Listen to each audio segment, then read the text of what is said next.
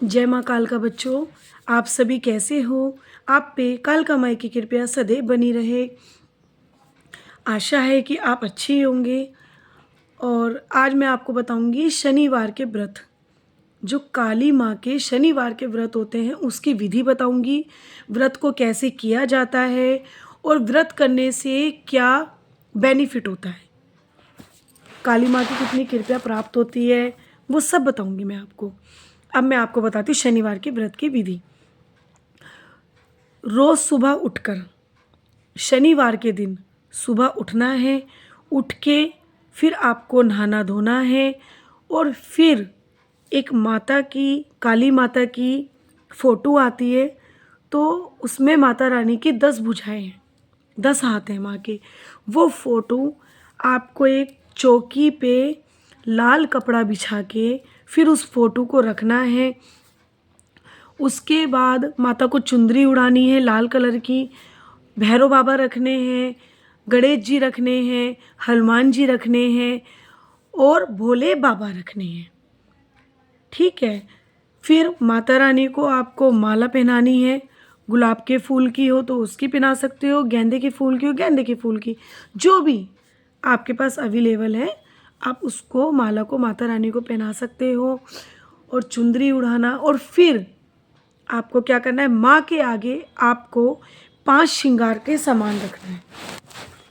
5 श्रृंगार सामान रखना है और श्रृंगार वो वाला रखना है जो आप लोग यूज़ करते हो, जैसे महावर हो गया, मेहंदी, बिंदी, सिंदूर और एक नेल पॉलिश या लिपस्टिक, कुछ भी ले लो आप। ठीक है। तो आपको ये सामान माँ के आगे रखना है। और सबसे बड़ी बात, आपको दक्षिणा रखनी है शनिवार के दिन, 11 रुपये की या 5 रुपये की या 21 रुपये की, जितनी आपकी श्रद्धा हो।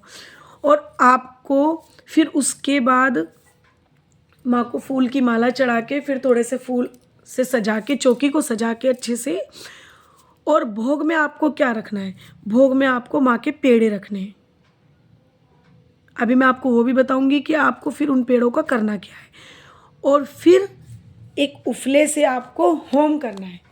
सरसों के तेल का दिया जलाना है माँ के आगे, धूप बत्ती जलानी है, अगरबत्ती नहीं जलानी है। और फिर आपको होम करना है। उफले को लेके, उफले को गर्म करके उसमें, उफले में आपको लौंग कपूर से माँ को भोग लगाना है, बताशे का भोग लगाना है और माँ को उसके अंदर पेड़े का भोग लगाना है। माँ को पेड़े का भोग लगा के थोड़ा सा पेड़ा उसके अंदर ही डाल देना है। और माँ की सामग्री आती है, हवन की सामग्री आती है, वो भी आपको डालनी है। और घी से होम करना है, देसी घी से। ठीक है। किसी की अगर श्रद्धा देसी घी से होम करने की नहीं है तो आप सरसों के तेल से भी माँ का होम कर सकते हो। आपके मन की भावना अच्छी होनी चाहिए। ठीक है। और फिर आपको क्या करना है, फिर आपको माता रानी की किताब आएगी चालीसा की। ठीक है। एक माँ काली की व्रत की कथा भी आती है, आप उसको भी पढ़ सकते हो, नहीं तो आप चालीसा कर सकते हो। मैं तो माता रानी की व्रत की कथा पढ़ती हूँ। ठीक है। आपको वैसे व्रत की कथा ही पढ़ना चाहिए। काली चालीसा की बुक में आता है, माँ की व्रत की कथा आती है और उसके बाद माँ का चालीसा होता है, उसके बाद माँ की आरती होती है। ठीक है। आपको ये दोनों पढ़ने हैं। फिर उसके बाद आपको एक जाप करनी है माता रानी की, ओम क्रीम कालिकाय नमः। और फिर उसके बाद आपको माँ की आरती करनी है। पहले गणेश जी की करनी है, फिर माँ की आरती करनी है। फिर आपको जब हाथ में एक फूल लेके आपको संकल्प लेना है माँ के आगे। अगर आप माँ के 9 व्रत करना चाहते हैं, 9 व्रत का संकल्प लेना, 21 करना चाहते हैं 21 का लेना, 11 करना चाहते हैं 11 का लेना, 5 करना चाहते हैं 5 का लेना। फिर आपको संकल्प लेना है माँ के आगे कि माँ, मैं इस व्रत को, जो भी आपकी मनोकामना है वो बोल के आपको संकल्प लेना है। ठीक है। कि मैं आपके 5 व्रत करूँगा या 9 करूँगा या 21 करूँगा, 11 करूँगा। फिर आपको संकल्प लेके माँ के चरणों में छोड़ देना है। फिर जैसा व्रत आप पहला करोगे वैसे ही व्रत आपको पूरे 9 व्रत ऐसे करने हैं। और जो 9वां व्रत होगा लास्ट का, उसमें आपको माँ का उद्यापन करना है। ठीक है, अब मैं आपको बताती हूँ कि माँ के व्रत में खाते क्या है। जब आप पूरी पूजा ये कर लोगे, उसके बाद जो माँ के आगे आपने पेड़े रखे हैं, आपको अपने लिए चाय बनानी है, माँ को भी। मैं आपको एक एक चीज़ इसलिए डिटेल में बता रही हूँ, बहुत सी चीज़ें बताते हैं तो वो डिटेल में नहीं बताते, तो बच्चे कंफ्यूज हो जाते हैं कि क्या करें, कैसे करें। तो इसलिए मैं आपको डिटेल में बता रही हूँ, जिससे आपको समझ में आए। ठीक है, आप मेरे से ऐसे ही जुड़े रहोगे, मैं आपको सारी चीज़ें डिटेल में ही बताऊँगी। जुड़ना आपके ऊपर है, बताना मेरे ऊपर है। ठीक है, जैसे कि आज तक किसी ने नहीं आपको डिटेल में बताया, वो डिटेल में मैं आपको बताऊँगी, एक एक चीज़ खुल के। ठीक है, फिर आपको माँ को चाय का भोग लगाना है। ठीक है, और जो माँ के पास भोग रखा है वो तो आपने लगा दिया, चाय का भोग माँ को भी लगाना है। जो आप व्रत के अंदर खाओगे, आपको माँ को भी वही भोग लगाना है। ठीक है, पहले माँ को लगाना है, फिर आपको खाना है। फिर आपको अपने लिए चाय बनानी है, और जो माँ के आगे प्रसाद रखा रहता है, जो पेड़े का प्रसाद है, उस पेड़े के प्रसाद को आपको अपने घर में सबको थोड़ा थोड़ा बांट के फिर वो प्रसाद आपको ग्रहण करना है चाय के साथ। उसके अदर्स आपको कुछ नहीं लेना, खाली वही पेड़े का प्रसाद खाना है। फिर आपको क्या करना है, आप शाम को 4 बजे के करीब आप फल ले सकते हो। ठीक है, फिर रात को आपको, जैसे आप नवरात्रों में व्रत रखते हो, रात को आप अपना व्रत खोलते हो, सेंधा नमक और काली मिर्ची, और जैसे आलू हो गए, और साबूदाने की खिचड़ी हो गई, समक के चावल हो गए, कुट्टू का आटा हो गया, आप इसको पहले माँ की आरती करोगे शाम के टाइम, फिर आप अपना व्रत खोलोगे। आपको 7 बजे से पहले पहले आपको अपना व्रत खोलना है। आपको व्रत का खाना खाना है। ठीक है, सेंधा नमक लेना है और काली मिर्ची लेनी है। ठीक है, जो आप अपने व्रत का बनाओगे उसके अंदर। ये मैंने आपको बता दिया, आपको ऐसे ही 9 व्रत रखने हैं। ठीक है, और माँ पे विश्वास रखना है। किसी की, आपको उस दिन किसी की चुगली नहीं करनी है, किसी को गलत नहीं बोलना है, किसी को गाली नहीं देनी है।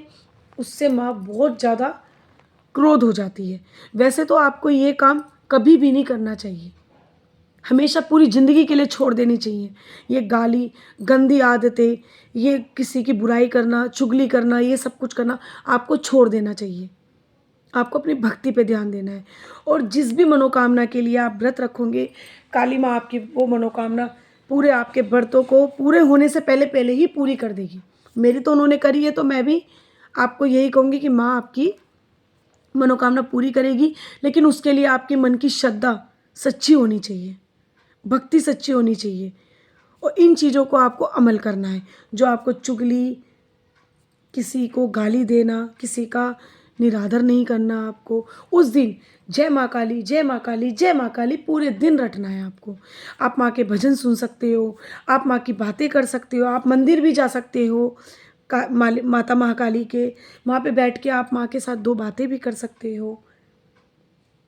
ठीक है, तो ये हो गया आपको शनिवार के माँ के जो व्रत होते हैं, बहुत फलदायक होते हैं, बहुत लाभदायक होते हैं। आपको इन व्रतों को करना चाहिए। जो काली माता के भक्त हैं, जो काली माँ को मानते हैं, मैंने भी 2 बार पहले कर लिया, मेरे तीसरे व्रत चल रहे हैं, तो आपको करने चाहिए। और ऐसा मत सोचो कि उन व्रतों से अगर कुछ लाभ भी नहीं हुआ तो कोई बात नहीं, आपके कर्म में जुड़ गए। आगे के लिए जो लाभ होगा ना, शायद आपको उनका फल मिल सके, क्योंकि आपको भी नहीं पता आप पिछले जन्म में क्या कर्म करके आए हो। क्योंकि जब हम कोई पुण्य का काम करते हैं, कोई कर्म करते हैं अच्छे, तो वो हमारे पिछले कर्म में कटते रहते हैं और अगले कर्म में जुड़ते रहते हैं। ठीक है, तो ये हैं माता महाकाली के व्रत। मैंने आपको सब चीज़ बता दी है। आशा है कि आपको ये वीडियो अच्छी लगे। अगर आपको ये वीडियो अच्छी लगे तो आप जुड़ने की कोशिश करें, वो आपकी इच्छा है जुड़ना ना जुड़ना। ठीक है, मैं आपको ऐसे ही डिटेल में सारी बातें बताऊंगी, और माता महाकाली की कृपया आप लोगों के ऊपर बनी रहे। मैं आपको इसी कदर ज्ञान बांटूंगी। जय महाकाल।